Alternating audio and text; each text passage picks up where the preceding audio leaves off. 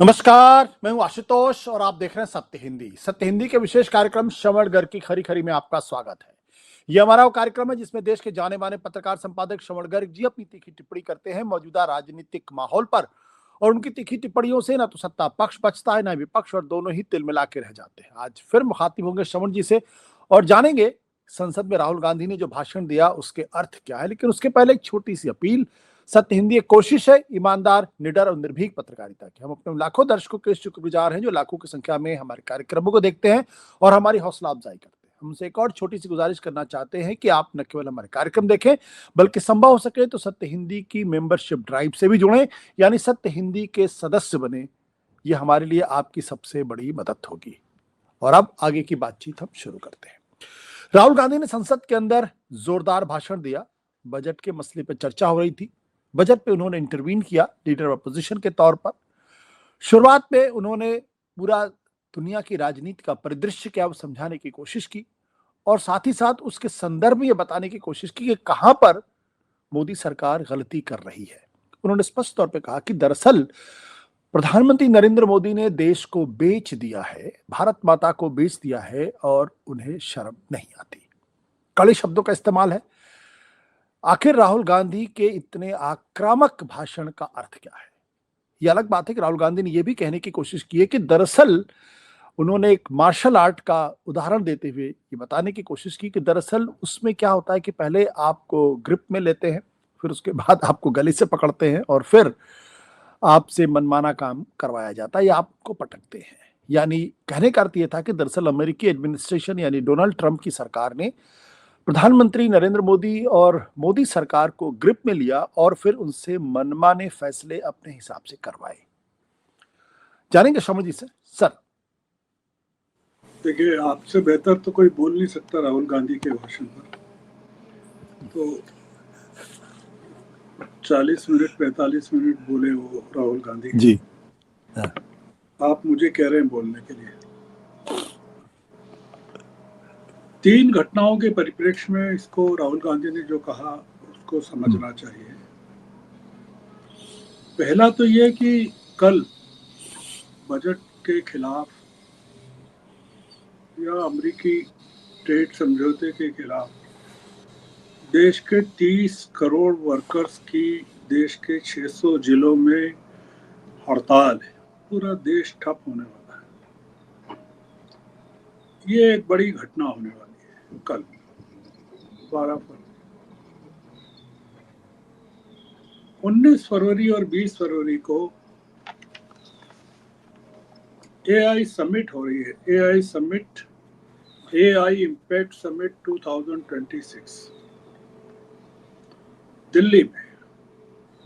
उसमें फ्रांस के राष्ट्रपति मैक्रोन, ब्राजील के राष्ट्रपति लूला, सैम अल्टमैन, सुंदर पिचाई, बिल गेट्स सहित 10,000 विदेशी आ रहे हैं और 1.5 लाख लोगों ने रजिस्ट्रेशन किया है। ये वो तमाम लोग आ रहे हैं जिनके फायदे के लिए राहुल गांधी की भाषा में कहें तो भारत के 140 करोड़ लोगों का डाटा बेच दिया गया है। तीसरी घटना ये कि परसों का दिन 13 फरवरी का संसद का ये जो चालू सत्र है इसका आखिरी दिन होगा और इसके बाद जो सत्र होगा वो 9 मार्च से शुरू होगा और शायद 2 अप्रैल तक चलेगा। प्रधानमंत्री के भाषण या राहुल के भाषण को सिर्फ कुछ शब्दों में निकालना हो, उनका अर्थ ये है कि प्रधानमंत्री को तुरंत इस्तीफा दे देना चाहिए, पद त्याग कर देना चाहिए, अपनी सत्ता को हैंडओवर कर देना चाहिए।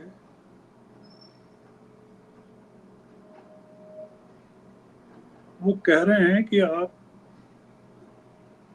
को शर्म नहीं आती सदन में प्रवेश करते हुए आप किस मुंह से सदन में प्रवेश कर रहे हैं? आपने देश को बेच दिया है।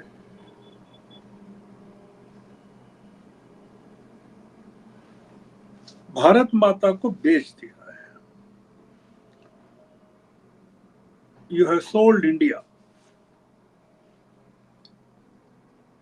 You are not ashamed of doing that.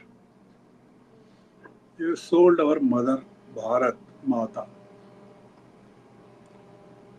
इसमें जो इम्पोर्टेंट चीज थी या है वो ये है कि कोई भी प्रधानमंत्री ऑर्डिनरी सरकमस्टांसेस में, मतलब साधारण परिस्थितियों में इस तरह का काम नहीं करता जैसा प्रधानमंत्री ने किया कि भारत के energy security, finance structure, defence structure, किसानों के इंटरेस्ट, टेक्सटाइल, सबको सोल्ड आउट कर दिया।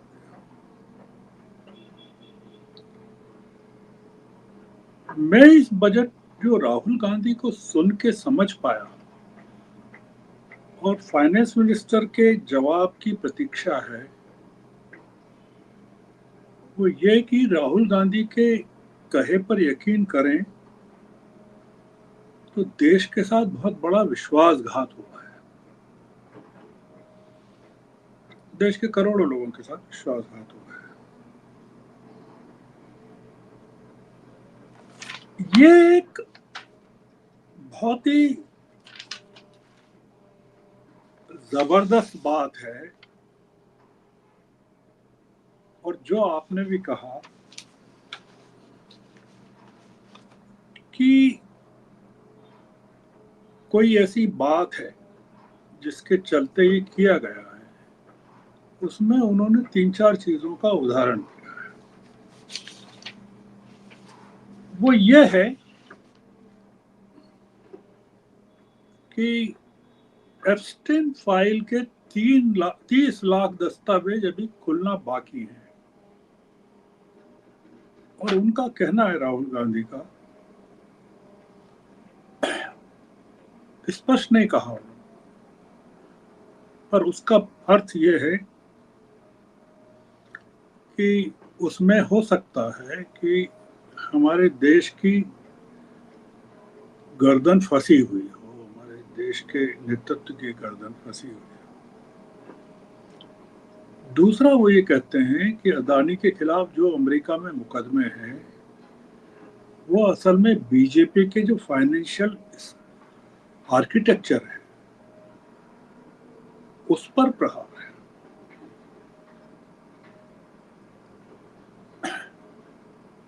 पूछते हैं कि अनिल अंबानी जेल में क्यों नहीं है। वो हरदीप पुरी जो मंत्री हैं उसको लेकर सवाल करते हैं। हरदीप पुरी का अगर आपने लेटेस्ट बयान देखा हो तो वो कह रहे हैं कि वो पीस डेलीगेशन या पीस मिशन के तौर पर मिले थे एप्स्टीन से। अगर आप दस्तावेजों को देखें जो सोशल मीडिया पर हैं तो हरदीप पुरी 2014 से संपर्क में थे एप्स्टीन के और 2014 में ही वो बीजेपी के मेंबर बने थे। ऐसा जो मैं देख रहा था कैनेडियन मीडिया में, जो देख रहा था। अब इसमें 2-3 चीजें हैं आशुतोष जी कि जो राहुल गांधी ने कहा उसको लेकर, और एक बड़ी चीज ये है कि क्या हम इसको राहुल गांधी के द्वारा हमला किए जाने की पूर्व तैयारी माने सरकार की तरफ से, कि इंटरिम एग्रीमेंट को लेकर एक नया करेक्शन जारी हुआ है कल रात, और देश को उसकी जानकारी अभी होना बाकी है। जैसे इंटरिम एग्रीमेंट में पल्सेस यानी दालों को शामिल किया गया था, जो करेक्टेड या इम्प्रूव्ड एग्रीमेंट आया है आज जो दिखाई दिया, उसमें दालों को हटा दिया गया। पहले यह था कि 500 बिलियन को कमिटेड कहा गया था, 500 बिलियन डॉलर के बिजनेस को, टर्नओवर को दोनों देशों के बीच में, जिसको राहुल ने डिकोड किया है। इसका मतलब है कि हमारा जो 46 बिलियन डॉलर का जो वो था अभी तक, वो अब 146 हो जाएगा। इसका मतलब है कि हमारा पूरा सरप्लस डेफिसिट में कन्वर्ट हो जाएगा अमेरिका के साथ।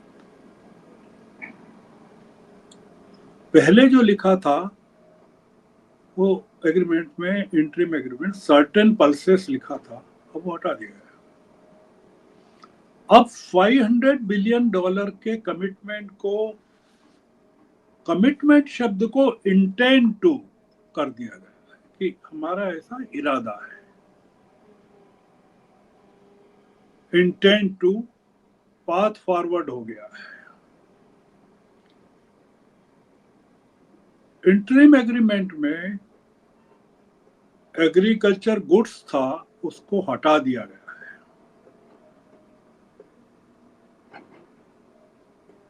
जिस चीज का राहुल गांधी ने पार्लियामेंट में उल्लेख किया, आपने देखा होगा कि जो डिजिटल सर्विसेज टैक्स का उन्होंने उल्लेख किया है, जो रिवाइज टेक्स्ट है उसमें से डिजिटल सर्विसेज टैक्स को हटा दिया गया। मुद्दा यह है आशुतोष जी कि हमारे जो मंत्री हैं वो अभी तक ये कह रहे थे कि हमने क्या क्या नहीं दिया है। अब जो सामने आ रहा है वो ये आ रहा है कि मोदी सरकार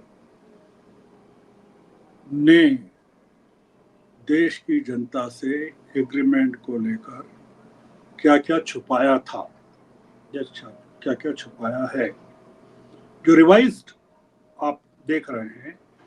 और अगर इसके पहले के आप देखें इंटरिम एग्रीमेंट को लेकर जो दावे थे वो तो बहुत ही बड़े बड़े थे कि हमने कुछ नहीं दिया है। अगर आपने कुछ नहीं दिया तो फिर ये सब क्यों हटाया, आपने संशोधन क्यों किया है? राहुल गांधी के आरोप तो बर अपनी जगह हैं कि अमेरिका डिक्टेट कर रहा है कि हमको अपनी एनर्जी सिक्योरिटी का क्या करना है, हमको कहाँ से खरीदना है, बहुत सारी चीजें उन्होंने कही है। एक डॉक्यूमेंट है, राहुल गांधी ने जो कहा वो इस देश का डॉक्यूमेंट है कि वो बता रहे हैं और अपने कहे को ऑथेंटिकेट भी करना चाहते हैं, जो उनको करने नहीं दिया गया। जब उनसे कहा गया कि आप जो आरोप लगा रहे हैं उसको ऑथेंटिकेट कीजिए, तो उन्होंने कहा मैं करने को तैयार हूं, उनको करने नहीं दिया गया। उन्होंने कहा बाद में कीजिए, प्रोसीजर से कीजिए।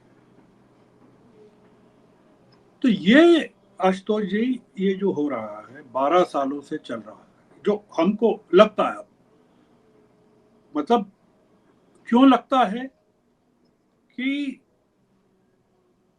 नरवणे की किताब में जो लिखा हुआ है उसका मूल स्वर ये है कि देश से बहुत कुछ छुपाया जा रहा है पब्लिक से। उसमें लिखा हुआ है, जो सुशांत सिंह का आर्टिकल है, हकीकत को छुपाया जा रहा है पब्लिक से, और जो रियलिटी है और जो पब्लिक में मैसेजिंग हो रहा है, दोनों के बीच में बहुत फर्क है।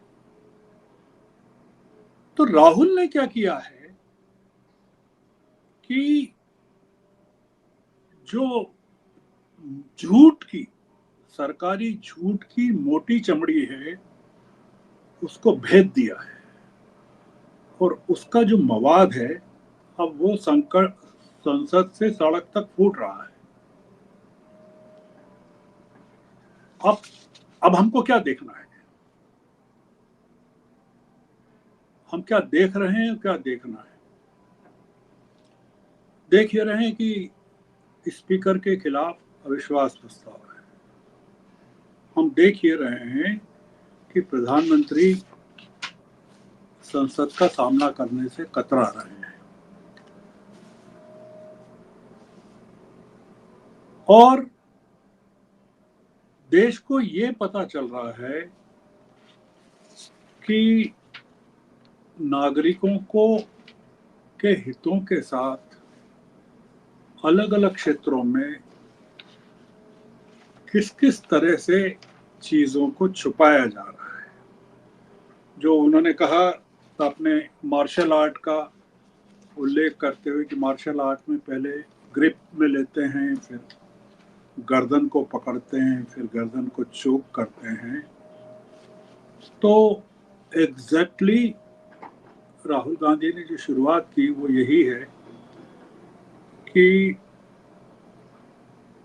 हमारी गर्दन पर उनका हाथ हो गया है